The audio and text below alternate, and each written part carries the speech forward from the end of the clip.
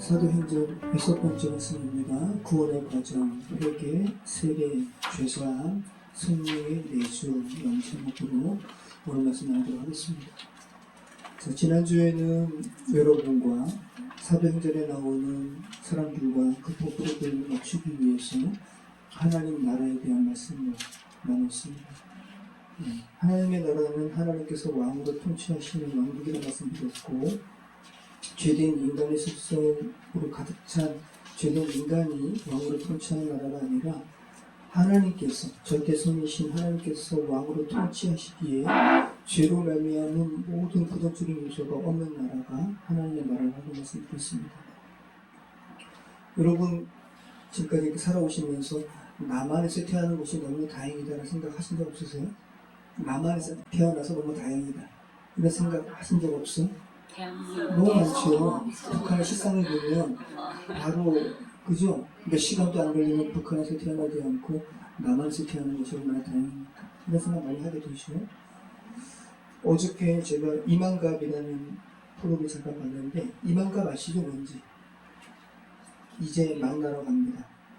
얼마나 어저께도 탈북자가 자기는 자유대안에 있는데 북한에 있는 가족을 생각하면 이게 내가 이래도 되는 건가 싶은 마음에 그 말 하면서도 막 폭발치고 올라가지고, 오길남 박사라고 한국의 박정희 대통령이 유신을 선포할 때 이분들이 이제 독일에서 공부하다가 공부하면서 유신 독재, 철폐 이렇게 이제 외국에서 이렇게 한 거죠. 그러다가 서독으로 망명을 했어요. 한국에 와서는 못 쓸 것 같으니까. 마르크스 경제학을 공부를 했어요. 마르크스. 막시즘 경제학을 공부한 거죠. 그런데 40살쯤에 서독에서 박사학위를 받으니까 한국에는 올 수가 없고 유신 거를 반대하니까. 근데 외국인이고 40 넘어서 박사 받은 사람 서독에서 어떻게 써요? 그죠? 그리고 파독 간호사랑 결혼한 거예요. 근데 간호사도 그 부인도 간염으로 인해서 아파하는 거죠. 그런 가운데 북한 군자범이 접근했고, 북한은 당시에 동독, 서독 나뉘어 있었잖아요. 그래서 동독의 주재원 북한 사람들이 하는 일이 일가만 시작되면 서독으로 넘어와가지고 당시 한국 사람들에게 이렇게 접촉해가지고 술 사주고 밥 사주고 이렇게 포섭하는 게 그 사람들의 일가였다는 거예요. 그러면서 북한으로 가라고, 북한에 가서 당신이 이렇게 아주 공부도 힘든데 왜 여기서 이렇게 힘들게 그러고 있냐고, 북한 가라고.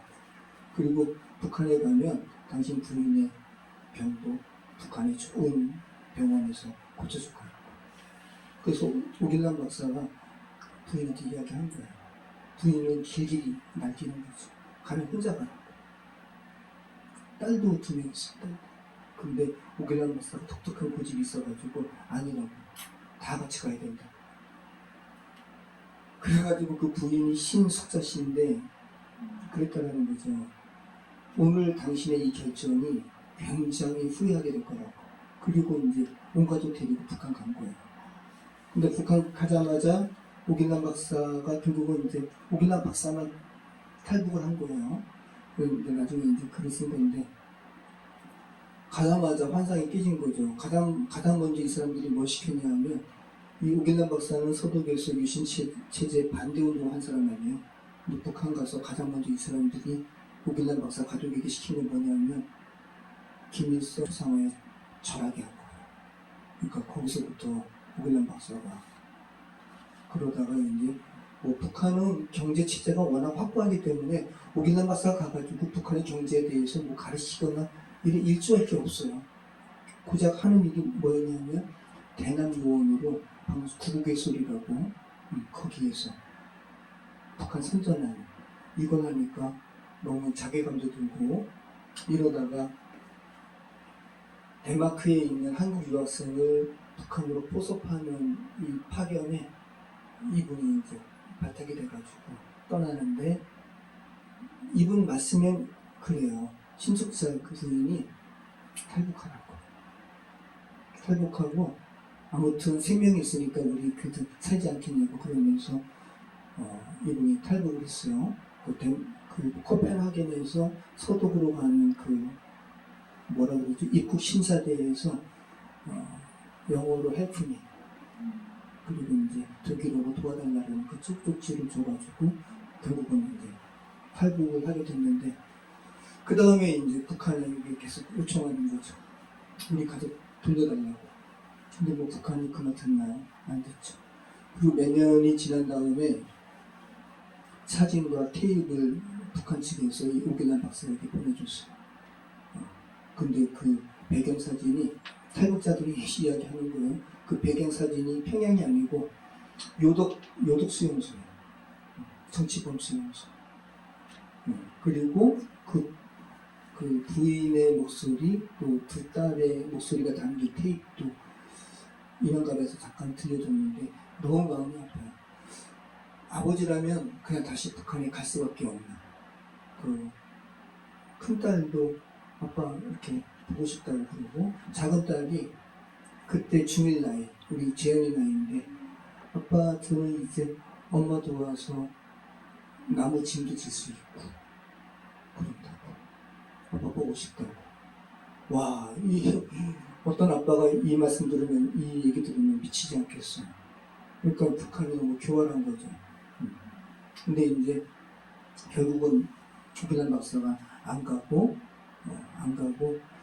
내가 대한민국만 안 가면 우리 가족들도 살겠지 라고 하면서 외국에서 계속 다시 보내달라고 이렇게 요청하는데 북한은 끝까지 말 안 듣고 그러다가 이제 대한민국으로 온 거예요. 왔는데 그 신숙자라는 분이 통영 사람인데 어느 시점이 돼가지고 통영 사람들이 통영의 딸을 돌려다오 하면서 나름대로 운동을 한 거예요. 이게 국제적인 여론이 되니까 북한에서도 좀 이렇게 조금 그게 좀 걸렸는지 북한에서 유엔에 편지를 보냈어요. 신숙자 씨는 간염으로 인해서 얼마 전에 죽었고 그리고 그 두 딸들은 자기들을 버린 아버지를 만나고 싶어 하지 않는다. 우리를 더 이상 괴롭히지 말라. 근데 이것은 그 두 딸들의 그 의견이 아니라 북한 정권의 의견인 거죠. 그래서 이분이 지금 한국의 요양원에 계세요. 근데 그 납북자를 이렇게 납북자 관련해서 운동하는 그 일을 하시는 분이 오길란 박사의 두 딸과 돌아가셨다라고 이야기하는 부인도 납북자잖아요. 그래서 이제 포함되어 있기 때문에 이분이랑 잘 알더라고요. 그래서 인왕갑에 나와가지고 오길란 박사 이렇게 만난 것을 영상으로 보여주는데 오길란 박사가 자기 두 딸 이야기하면서 우리 두 딸 피아니스트 아니냐고 첫 딸도 지금 너무 바빠하고 두 번째 딸도 너무 바빠서 지금 그렇지 근데 사실은 지금 북한에 억류되어 있는 거고 이 두 딸은 지금 이제 들리는 얘기로는 그들을 감시하는 북한 요원과 결혼시켰대요. 북한에서. 그리고 북한은 뭐 당에서 결혼하라면 결혼하는 거예요. 또 남자도 그렇고. 그러니까 이 오길란 박사는 그 두 딸이 서독에 있을 때 피아노도 배우고 이제 그랬거든요. 거기에 그 행복했을 때 가난했지만 행복했던 서독의 그 시간 가운데 정지되어 있는 거죠.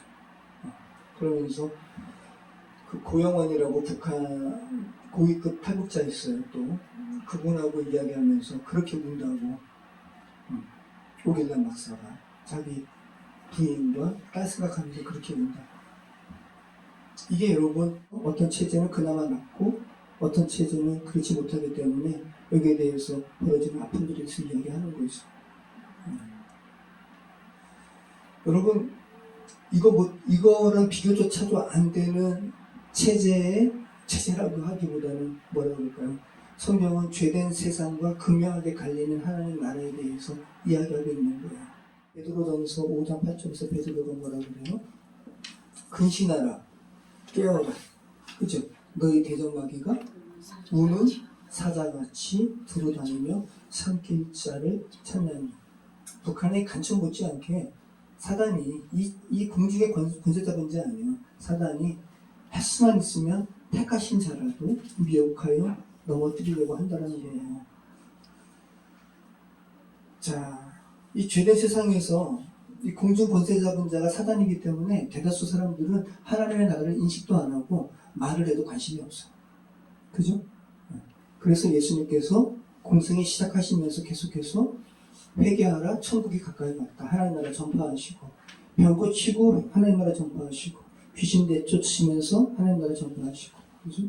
부활하시고 40일 동안 성천하시기 전까지 하나님 나라 가르치시고, 오순절에 성령 강림하시면서 성령께서 다시 제자들에게 예수께서 가르치신 하나님 나라를 일깨우면서 제자들과 똑같이 하나님 나라 전파하는 거예요. 이게 지난주에 우리가 살펴봤던 하나님 나라예요. 자, 이 하나님의 나라는 여러분 어떻게 들어간다고 그랬죠? 인간의 노력으로는 들어갈 수 없다. 그래서 천국의 입장에서는 계속 침노당하지 않았어요. 그런데 예수님 때부터 침노당하는 거예요. 예수님 안에 있으면, 그죠? 천국은 침노당하는 거예요. 저와 여러분이 하나님 나라에 들어갈 수 있는 거예요. 자, 우리 오늘 말씀 한번 나눠보겠습니다. 우리 14절로 우리 17절 말씀까지 같이 한번 읽어보겠습니다. 베드로가 열한 사도와 함께 서서 소리를 높여 이르되 유대인들과 예루살렘에 사는 모든 사람들아, 이 일을 너희로 알게 할 것이니 내 말에 귀를 기울이라. 내가 제3신이 너희 생각과 같이 이 사람들이 취한 것이 아니라 이는 곧 선지자 예언을 통하여 말씀하신 것이니 이르시되 하나님이 말씀하시기를 말세에 내가 너희로 모든 육체에 부어주리니 너희 자녀들은 예언할 것이요 너희의 젊은이들은 환상을 보고 너희의 늙은이들은 꿈을 꾸리라. 네. 자, 여러분 120명이 어떤 집에서 이상한 소리 나는 거 아니에요? 그죠? 그래서 어떤 사람들 20개 가까이 되는 국가에서 온 사람들이 야, 이 우리나라 말이 왜 여기서 들리지? 그리고 이 소리를 이제 못 듣는 사람들은 말도 안 되는 소리 가지고 막 여러 사람들이 웅얼대니까 이 사람들이 술 취했나 보다. 근데 이 소리를 한 사람만 하는 것이 아니라 모인 군중들이 너무 많이 이야기를 하니까 베드로가 일어서가지고, 베드로뿐만 아니라 11사도가 같이 일어난 거예요. 여러분 그 이미지를 한번 연상해 보시길 바라요. 얼마나 놀라운 광경인지. 여러분 이렇게 베드로가 11사도와 함께 일어서가지고 대표로 베드로가 설교하는 이 설교를 통해서 3,000명이 죽게 돌아오는, 남자만 3,000명이에요. 그러니까 어린아이와 여자까지 포함되면 5,000명이 될 수도 있는 엄청난 군중이 설교를 듣는 이곳은 어딜까요? 어디겠어요, 여러분? 다락방이 아니에요, 그죠? 다락방 앞에, 어떤 다락방 앞에 3,000명, 5,000명이 되는 인원이 있는 곳이 어디가 있겠어요? 그죠? 그래서 예루살렘 대학의 존 에이백 교수라는 분은 땅, 성경, 이야기라는 책을 통해서 베드로가 설교한 이 장소는 예루살렘 성전의 남쪽 계단이라고 이렇게 주장해요. 오순절 성령 강림 사건으로 인해서 점점 사람들이 많아지는 거고, 그리고 이제 곧 예배를 드리기 위해서 사람들이 이제 성전으로 들어가는 그런 가까운 곳에 있었거든요. 그러면서 점점 사람들이 많아지자 베드로를 위시한 이 120분들이 자연스럽게 성전 쪽으로 이동한 거예요. 자, 그래서 고고학자들은 이스라엘의 절기 동안 수백만 명의 사람들이 이렇게 예루살렘을 들어가거든요. 그래서 그런 순례자들의 교통을 처리하기 위해서 남쪽 계단 아래 큰 광장이 있었다고 그래요. 그곳이 성전 진입로이기도 하고 또 계단 가까이 세대의식을 할 수 있는 그러한 뭐라 그럴까요? 욕조도 가까이 있었다고 그래요. 그러니까 베드로 설교 이후에 3,000명이 세례받거든요. 그것과도 연결시킬 수 있는 것이죠. 제가 이것을 이 자료를 이제 좀 준비하기 위해서 시간을 너무 많이 제가 이렇게 허비를 했는데, 제가 사진이랑 제가 구글어스를 통해 현재 이곳의 위치도 한번 제가 구글어스를 통해서 이렇게 캡처를 했어요. 그거 제가 영상 만들어서 한번 같이 한번 보겠습니다. 여기 이제 베드로의 설교를 사파로 그린 거예요. 여러분, 엄청난 거예요. 수천 명 사람이니까. 이건 그냥 단순하게 몇 사람 그거 아니란 말이죠.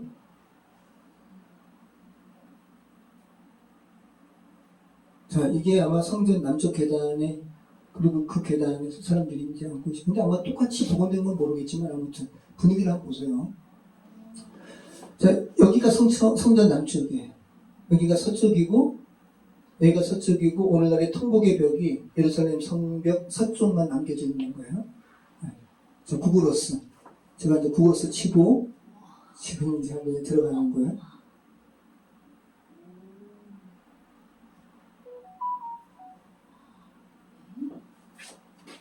여기에요. 이게 예루살렘 성전, 솔로몬 성전이 있었던 곳인데 지금 모스크가 되어 있고요. 여기가 통곡의 벽이고, 남쪽은, 남쪽 계단, 지금 모스크 되어 있는 거, 모스크. 이걸로 인해서 유대랑 이슬람 국가들이 엄청 싸우죠. 네, 이쪽이 남쪽. 자, 한번 여러분 오늘 말씀 들으면서 여러분이 자꾸 그냥 이렇게 활자의 벽을 이렇게 좀 뛰어넘어야 돼요. 제가 그래서 지금 이거 보여드린 거예요. 지난주에 하나님이 나타나서 그런 어떤 여러분과 동질감으로 사도행전 말씀을 듣거나 보지 않으면 여러분 그냥 하나의 활자로 그냥 이렇게 피상적인 말씀이 되죠. 여러분이 이 안에 군중 안으로 들어가셔야 되는 겁니다. 그래서 제가 일부러 보여드린 겁니다. 자, 다윗의 그 시도 베드로가 인용해서 이야기하잖아요. 다윗의 무덤도 가까이 있어요. 베드로가 지금 이야기하잖아요. 때가 제3시인데 너희가 말하는 것처럼 이 사람들 술 취한 거 아니야 라고 이야기하잖아요. 그럼 지금 베드로가 이야기하는 제3시가 몇 시를 이야기하는 걸까요? 유대인들은 아침부터 시작하는 우리와 달리 저녁부터 시작해요, 하루가. 그래서 해질녘 저녁 6시부터 그 다음날 저녁 6시까지가 하루예요. 그리고 그들의 낮은, 그러니까 낮과 밤으로 나누는데 그들의 낮은 해 뜨는 아침 6시부터 저녁 6시까지가 낮이에요. 그 저녁 6시부터 그 다음날 아침까지가 밤이고, 그래서 제1시는 아침 7시예요. 제6시는 그래서 낮 12시고, 네. 그리고 제9시는 오후 3시예요. 그래서 베드로와 요한이 제9시에 기도하러 가면서, 그죠? 남에서 안전뱅이 된 자를 이렇게 세우잖아요. 그러니까 오늘 제3시는 오전 9시예요. 오전 9시. 그리고 유대인들은 하루에 3번 기도합니다. 오전 9시, 12시 정오, 그리고 오후 3시. 이렇게 기도하는 거예요. 그러니까 지금 유대인들이고 지금 베드로를 위시한 120문도들은 거의 다, 그죠? 유대인들이고 하나님께 예배하는 자들인데, 야, 지금 기도하는 이 시간에 우리가 너희가 말하는 것처럼 술 취했을 리가 없다. 라고 이야기하는 거죠. 그러면서 구약의 두 인물을 들어서 베드로가 설교합니다. 여러분 지금 베드로가 불처럼 또 바람처럼 강력하게 임한 성령의 충만한 가운데 있었다는 것을 여러분 기억하시길 바라요. 베드로도 아마 감격스러웠을 거예요. 자기 입에서 요에서를 인용해가지고 자기가 이렇게 말을 하는 것을 듣고 자기도 아마 놀랐을 거예요. 그러니까 지금 설교라기보다는 캐리그마라 그러는데 선포하는 거예요. 선포. 자, 죄로 인해서 죽을 지경에 있는 죄수들에게 하나님의 사자가, 왕의 사자가 죽이지 마시오 라고 하는 게 선포예요. 그 선포의 개념으로 들으시기 바라요. 먼저 한번 베드로의 말을 한번 보시죠. 6절로 우리 21절까지 말씀 같이 읽어보겠습니다. 이는 곧 선지자 요엘을 통하여 말씀하신 것이 이르시되 하나님이 말씀하시기를 말세에 내가 내 영을 모든 육체에 부어주리니 너희의 자녀들은 예언할 것이요 너희의 젊은이들은 환상을 보고 너희의 늙은이들은 꿈을 꾸리라. 그때에 내가 내 영을 내 남종과 여종들에게 부어주리니 그들이 예언할 것이요 또 내가 위로 하늘에서는 기사를 아래로 땅에서는 징조를 베풀리니 곧 피와 불과 연기로다. 주의 크고 영화로운 날이 이르기 전에 해가 변하여 어두워지고 달이 변하여 피가 내리라. 누구든지 주의 이름을 부르는 자는 구원을 받으리라 하였느니라. 자, 베드로가 지금 뭐 준비된 설교하는 게 아니에요. 성령의 감동으로 정말 강력하게 지금 선포하는 겁니다. 야, 이거 지금 너희가 봤던 이 상황들 지금 선지자 요엘을 통해서 말씀하신 거야. 하나님이 말씀하시기를, 이게 지금 요엘서 2장 28절에 32절 말씀을 인용하는 거예요. 하나님이 말씀하시기를 말세에 내가 내 영을 모든 육체에 부어줄 것이다. 내 영이 어떤 영이에요? 하나님의 영. 자, 여기서 모든 육체에 부어주리니 라고 할 때 샤파크라는 말이거든요. 마른 땅에 장대비가 막 쏟아지듯이. 얼마나 강력해요. 지금 너희가 본 이 현상, 우리가 막 너희가 술 취했다고 말하는 이러한 방언으로 하나님의 큰 일을 말하는 거, 우리가 지금 하나님의 요엘의 입술을 통해서 주께서 말씀하신 주의 성령이 장대비처럼 우리에게 임한 결과야 라고 이야기하는 거예요. 근데 요엘서와는 약간 다른 게 있는데 한번 보실까요? 요엘서 2장 28절로 32절 말씀, 요거를 인용한 거거든요. 보시죠. 그 후에 내가 내 영을 만민에게 부어주리니 너희 자녀들이 장래를 낳을 것이며 너희 배들은 꿈을 꾸며 너희 주님은 이상을 볼 것이며 그때 내가 또 내 영을 남자와 여종에게 부어줄 것이며 내가 이적을 하늘과 땅을 비비니 곧 피와 불과 연기들이니라. 여호와의 크고 두려운 날이 이르기 전에 해가 어두워지고 달이 핏빛같이 변하리라. 누구든지 여호와의 이름을 부르는 자는 구원을 얻으니 이는 만국의 마비고 시온산과 예루살렘에서 피할 자가 있을 것이며 남은 자 중에 여호와의 부름을 받을 자가 있을 것입니다. 자, 똑같이 나와요. 자, 똑같지 않은 부분이 어떤 부분일까요? 요엘서에는 그 후에라고 말하고 있는 것을 베드로는 말세에라고 말하고 있어요. 요엘서는 이스라엘이 하나님과의 징계와 관련해서 메뚜기 떼로 황폐케 되는 것을 이거를 이야기하면서 이스라엘의 회개를 촉구하는데, 지금 베드로는 성령의 감동으로 인해서 단순히 요엘서에 이스라엘에 국한된 이 예언을 이스라엘을 뛰어넘은 이방인을 포함한 모든 죄된 존재들에게 회개를 촉구하는 것으로 지금 말씀하고 있는 거예요. 그러면서 더 강력한 단어 말세라고, 말세의 마지막 날에 주님께서 이렇게 크고 두려운 그런 징조를 보내신다고 말씀하셨잖아. 바로 지금이 그때야 라고 지금 이야기하고 있는 거예요. 피와 불과 연기 기둥, 이것은 여호와의 심판의 날을 아주 노골적으로 지금 설명하는 구절이죠. 또 해가 변하고 달도 피빛으로 변하고. 자, 이것은 여호와의 심판 날에 임하게 될 하늘의 이적에 대해서 요엘이 이렇게 예언한 건데, 그죠? 그런데 지금 이런 상황이 6월절을 지나서 6월절을 지키기 위해서 디아스포라들, 또 경건한 유대인들은 지금 오순절, 50일 후에 오순절도 지금 지키려고 지금 하고 있는 거거든요. 그러니까 예수님의 골고다 십자가 이 죽음의 사건에서 이미 봤던 현상인 거예요. 베드로가 이 이야기를 선포할 때 이들은 50일 전에 예수님의 십자가상에서의 이 죽음의 광경에서 펼쳐졌던 이런 광경을 연상했을 거예요. 그러면서 두려워하는 거예요. 굉장히 놀라고 굉장히 두려워했을 거예요. 자, 요엘서는 주전 870년에 요엘이 성령의 오심에 대해서 예언한 거예요. 그러면서 좀 독특한 부분이 있는데, 성령이 모든 사람에게 임하게 되면서 장벽들이 무너질 거야 라고 이야기하고 있죠. 나이와 신분과 성별의 장벽이 철폐될 거야. 그죠? 노인, 그죠? 젊은이, 아이들 막 나가면서 하나님의 영이 부어질 거야 라고 이야기하고 있잖아요. 그리고 여성들까지도 남종과 여종에게 주의 영이 부어질 거야 라고 말씀하고 있는 거죠. 자, 베드로가 성령의 감동으로 여호와의 크고 두려운 날을 주님의, 그죠? 성령의 감동으로 여호와의 크고 두려운 날을 지금 뭘로 바꾸고 있죠? 주님의 크고 두려운 날로 바꾸고 있죠. 20절 말씀 보면 베드로가 이야기하잖아요. 주의 크고 영화로운 날이 이르기 전에 해가 변하여 어두워지고 달이 변하여 피가 되리라. 누구든지 주의 이름을 부르는 자는 구원을 받으리라.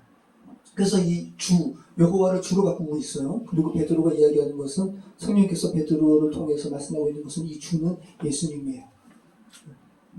그러니까 지금 저희는 그냥 당시 오순절 성령 강림 사건에서 벌어졌던 일을 여러 가지 지금 꺼풀이 덮여있는 채로 지금 아주 희미하게 듣는 거 아니에요. 그러니까 여러분이 그 느낌 그대로 가기는 좀 어려운 건데 이들의 입장에서 잠깐만 생각해 보시기 바래요. 이들은 지금 베드로가 이야기하는 요엘은 여호와라고 했는데 베드로는 좀 주라고 바꾸어서 말하면서 주의 크고 두려운 날 그리고 여호와의 이름을 부르는 자는 구원을 얻으리라를 주의 이름을 부르는 자는 구원을 얻으리라.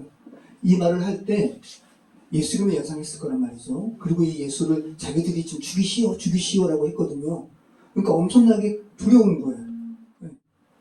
그걸 잠깐 여러분이 연상하시기 바래요. 그렇기 때문에 베드로가 회개 촉구할 때 회개하고 세례받은 거예요. 3,000명이.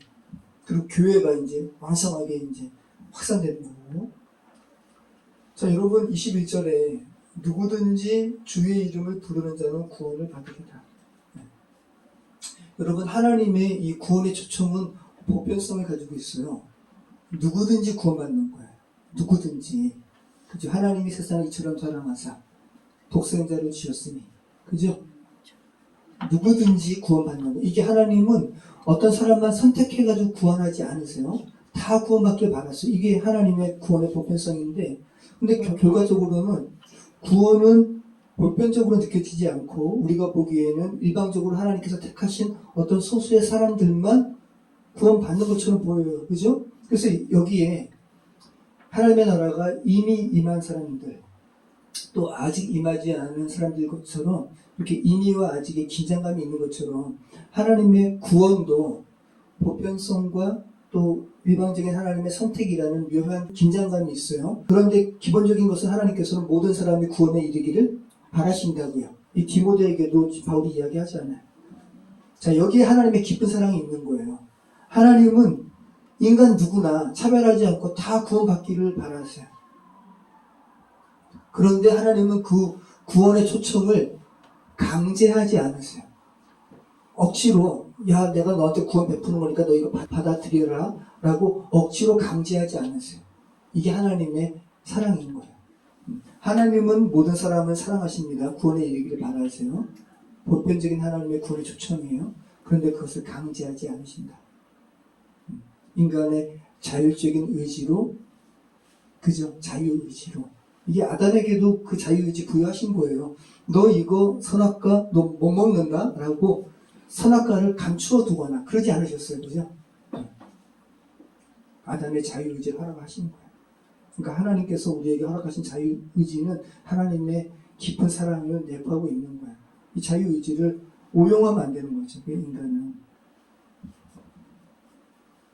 자, 하나님의 구원의 초청은 인간의 개별적이고 자발적인 수용이 있을 때 비로소 한 사람 한 사람에게 의미 있게 되는 거예요.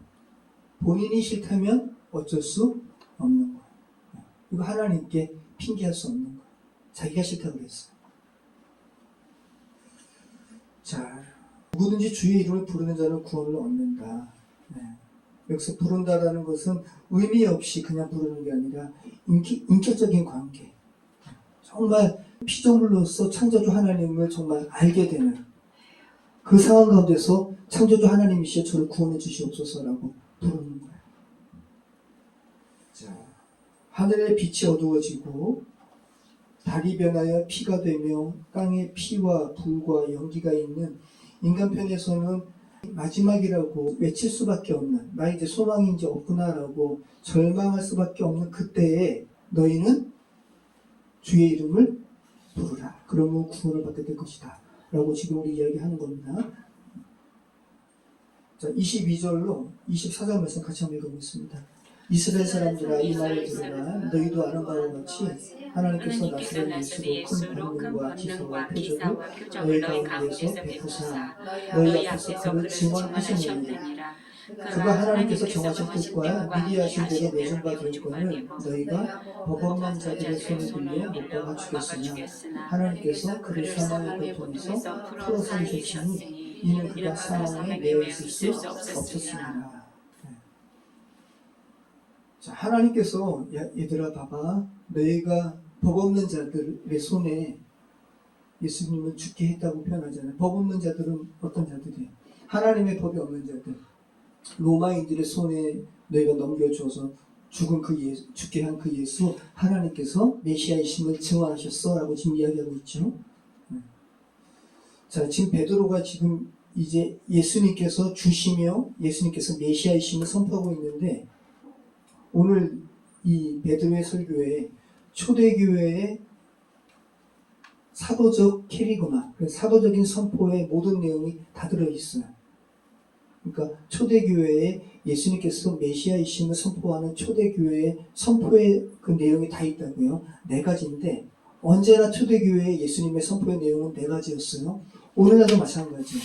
첫 번째는 구약에서 계속 이야기했던 하나님의 구원의 예언의 성취의 날이 도래했다. 예수님의 오심으로 말미암아. 이거 구약의 예언이 성취되었다. 이 내용이 항상 있는 겁니다. 오늘도 그 이야기 하잖아요. 두 번째는 예수님의 공생의 사역을 항상 이야기해요. 예수님의 죽으심과 부활을 항상 사도적인 캐리그마는 선포하는 겁니다. 세 번째는 그 예언이 성취된 구약의 말씀을 인용해요. 오늘 베드로가 그죠? 요엘서 말씀 인용하죠. 또 다윗의 시편 말씀을 인용하죠. 그리고 네 번째, 그 복음의 선포에 어떤 부분이 마지막으로 있을까요? 구약의 예언이 성취되었다. 그리고 구약의 예언의 말씀 인용하고, 그리고 예수님의 공생의 사역과 죽으심과 부활 이렇게 선포한다 그랬잖아요. 그럼 마지막은 뭐겠어요? 너희 이제 회개하라. 그죠? 그래야지 너희 구원받는다. 이 회개 촉구가 있는 거. 그래서 오늘 베드로도 회개 촉구를 하죠. 이 4가지가 오늘 본문에 다 있다는 거. 자, 그러면서 베드로가 예수님에 대해서 뭐라 그러냐면 너희도 아는 바와 같이, 그죠? 예수 그리스도의 공생의 사역은 너희도 이미 잘 알잖아 라고 이야기하고 있는 거예요. 그러니까 지금 예수님께서 행하신 권능과 표적을 지금 이들은 다 알기 때문에 열거할 필요가 있어요, 없어요? 없는 거예요. 근데 이 예수를 너희가 못 박아 죽였다 라고 이야기하는 거죠. 23절 말씀, 자 24절, 네.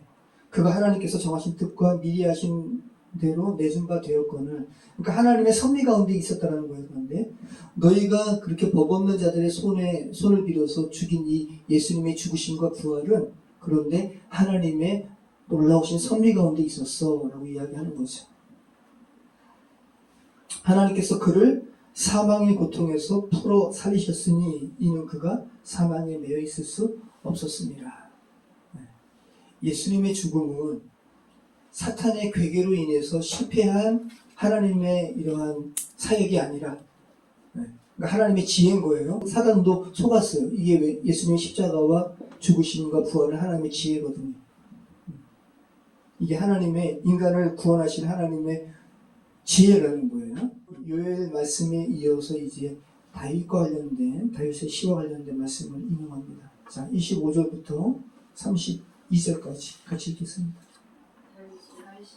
다윗이 그를 가리켜 이르되 내가 항상 내 앞에 계신 주를 되었으며 나로 요동하지 않게 하기 위하여 그가 내 우편에 계시도다. 그러므로 내 마음이 기뻐하였고 내 혀도 즐거워하였으며 육체도 희망에 거하니 이는 내 영혼을 음부에 버리지 아니하시며 주의 거룩한 자로 세금을 당하지 않게 하실 것입니다. 주께서 생명의 길을 내게 보이셨으니 주 앞에서 내게 기쁨이 충만하게 하시리로다 하였으므로 형제들아 내가 조상 다윗에 대해 담대히 말할 수 있노니 다윗이 죽어 장사되어 그 묘가 오늘까지 우리 중에 있죠. 가까이 있었어요. 네. 그는 선지자라 하나님이 이미 맹세하사 그 자손 중에서 한 사람을 그 위에 앉게 하리라 하시느라고 미리 본 거로 그리스도의 부활을 말하되 그가 음부의 버림이 되지 않고 그의 육신이 썩음을 당하지 아니하시리라 하더니 이 예수를 하나님이 살리신지라 우리가 다 이에 증인이로다. 네. 자, 베드로가 예수님께서 주이심을, 예수님께서 그리스도이심을 증언하기 위해서 시편 말씀을 인용하고 있는 거야. 이게 지금 시편 16편 8절 말씀부터 11절 말씀까지거든요. 내가 여호와를 항상 내 앞에 모시며 그가 나의 오른쪽에 계심으로 내가 흔들리지 아니하리로다. 자, 그래서 이 시편 16편 8절부터 11절까지 말씀은 하나님께서 경건한 사람은 그의 때가 되기 전까지는 결코 죽게 하지 않을 것이라는 이런 확신의 이 다윗의 시인데, 베드로는 이 시를 가져와 가지고 선제하신 예수님에 대한 그 예언의 말씀으로 지금 인용하고 있는 거야. 예수님께서 다윗이 자신의 후손을 그리스도로 이렇게 본 것을 시편에서 기록했는데, 그 다윗의 후손이 바로 예수님이야. 그리고 예수님을 하나님께서 그리스도로 다시 살리셨다라고 지금 말씀하고 있는 거예요. 하나님께서 이 예수님을 오른손으로 올리셨다고 그러잖아요. 33절 말씀 보면, 자, 예수님의 부활을 이야기하는 거예요. 하나님의 오른손이라는 것은 하나님의 능력의 손을 이야기하거든요. 하나님께서 너희가 법 없는 자들의 손으로 죽게 한 예수님을 하나님께서 능력의 오른손으로 이렇게 세우셨다. 부활케 하셨다는 거죠.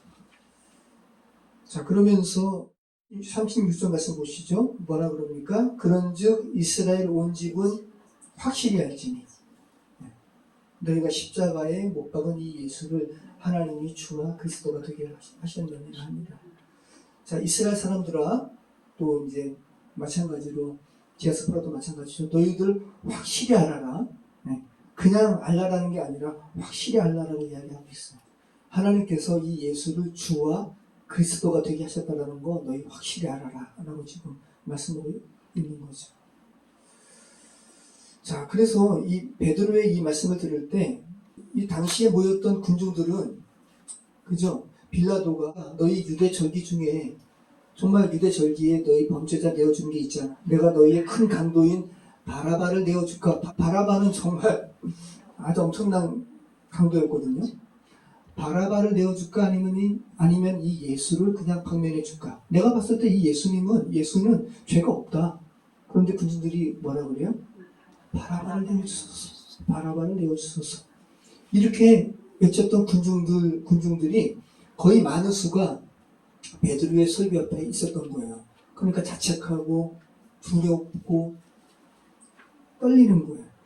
자기들이 그냥 사형수로 그렇게 내어주게 했던 이 예수가 지금 뭐라는 건데요? 메시아라고 하니까, 왕이라고 하니까 이들이 두려워하는 거죠. 3절 추정 말씀 38절 우리 41절 말씀까지 같이 한번 읽어보겠습니다.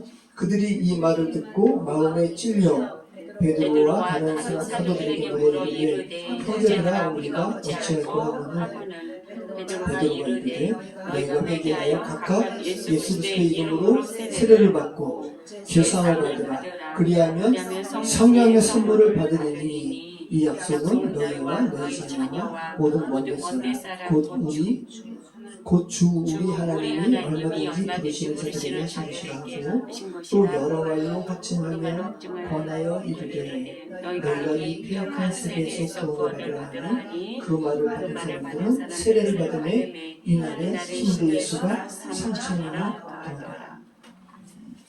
여러분, 이들이 베드로의 설교를 듣고 남자만 3,000명이에요. 그러니까 여자와 어린아이까지 포함하면 정말 엄청난 수였을 거예요. 근데 이들이 왜 이렇게 베드로의 설교를 듣고 세례를 받을 수밖에 없었어요? 정말 완전히 예수님을 죽인 자신의 죄에 대해서 하나님 앞에 정말 적나라하게 지금 드러났기 때문에, 회개하라 천국이 가까이 왔다라고 할 때 세례 요한이 외쳤을 때 지난주 살펴봤잖아요. 새 부류의 사람들이 우리가 무엇을 해야 됩니까? 우리가 무엇을 해야 됩니까? 우리가 무엇을 해야 됩니까? 라는 이 질문과 똑같이 베드로의 설교를 들은 사람들이 우리가 무엇을 해야 할 거라고 이야기하고 있잖아요. 그죠? 그러니까 오늘날 사람들도 사도행전의 본문을 읽으면서 똑같이 베드로의 설교 앞에 있었던 군중들과 똑같이 베드로에게 궁극적으로는 성령께 질문해야 되는 거죠. 우리가 무엇을 해야 됩니까?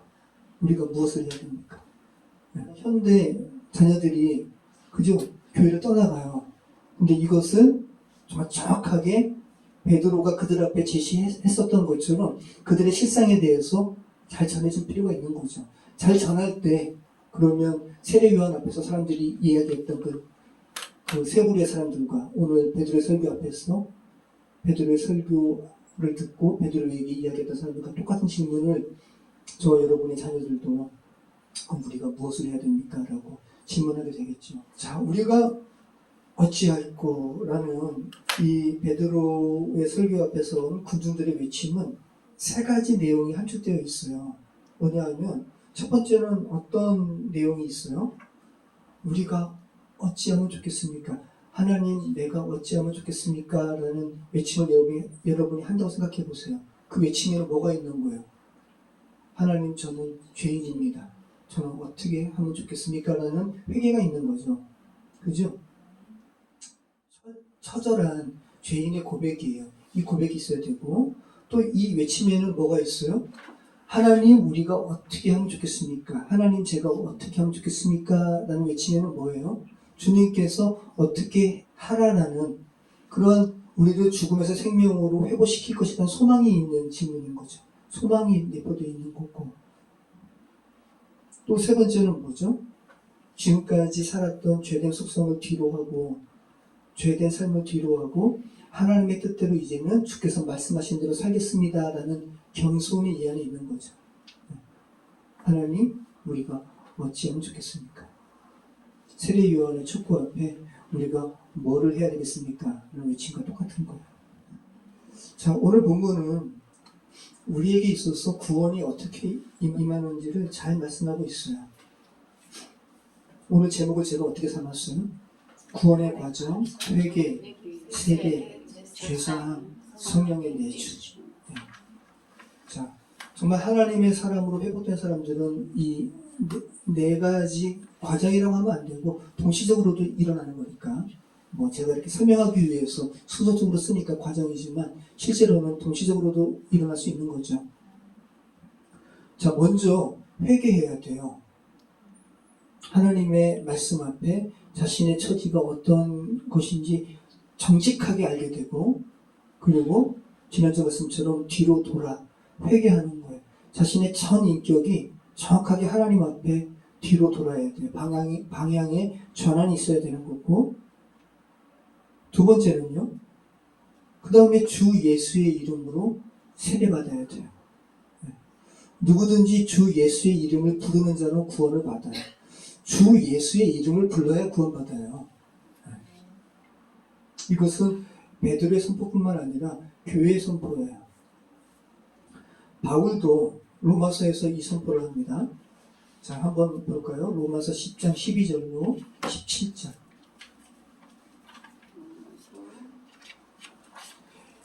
예수님의 이름을 불러야 구원받는데 그럼 그 예수님을 정해야죠. 바울이 그 얘기하는 거거든요. 이게 초대교회의 선포라고요. 로마서 10장 12절로 17절 같이 읽겠습니다. 유대인이나 헬라인이나 차별이 없습니다. 한 분이신 주께서 모든 사람의 주가 되사 그를 부르는 모든 사람에게 부여하시도다. 누구든지 주의 이름을 부르는 자는 구원을 받으리라. 그런즉 그들이 믿지 아니하는 일을 어찌 믿으리요? 듣지도 못한 일을 어찌 믿으리요? 전파하는 자가 없이 어찌 들으리요? 보내심을 받지 아니하였으면 어찌 전파하리요? 기록된 바 하나님보다 좋은 소식을 전하라. 그러나 그들이 다 복음에 순종하지 아니하였노라. 이사야가 이르되 주여 우리가 전한 것을 누가 믿었나이까 했으니 그러므로 믿음은 들음에서 나며 들음은 그리스도의 말씀으로 말미암느니라. 여러분 안에도 지금 믿음이 생겼죠. 여러분의 그 믿음은 여러분께서 그리스도에 대한 말씀을 들음으로 말미암은 거예요. 그죠? 그러면 여러분의 여러분을 믿음에 이르게 한 그 그리스도의 말씀은 누가 여러분에게 전한 거잖아요. 그죠? 저와 여러분도 동일하게 예수의 이름을 듣지 못한 자들에게 전해야 되는 거예요. 이게 바로 초대교회뿐만 아니라 교회의 부르심이에요.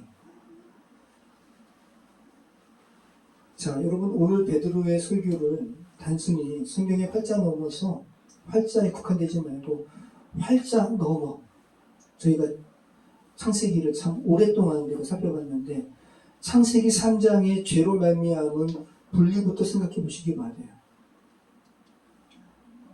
얼마나 하나님께서 이 말씀이 그죠? 하나님의 형상으로 지음받은 베드로의 입술을 통해서 세상에 전파되기를 그토록 바라셨을까요?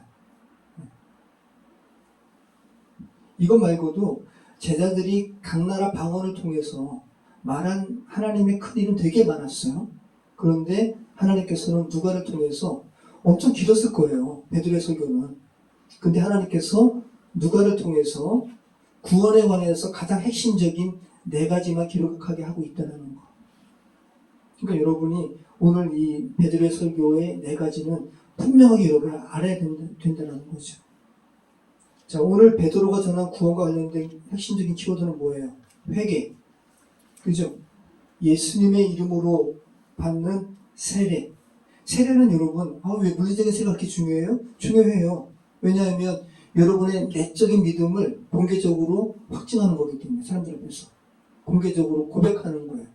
이 세례는 그래서 중요한 거예요. 그리고 강력한 거고. 사람들 앞에서 나 예수님의 사람입니다라고 고백하는 것이 여러분 쉬워요? 그러면 당시 로마 시대에서는 어려운 거죠. 그럼 지금 이슬람권에서는 어려운 거예요. 세례. 자, 구원과 관련된 핵심적인 키워드, 회개, 예수님의 이름으로 받는 세례, 그 다음 뭐예요? 죄사함, 그 다음에 성령의 내주하심. 주의 이름을 부르라. 그럼 죄사함에 하나님의 은혜를 받고, 그 다음에 성령의 내주하심.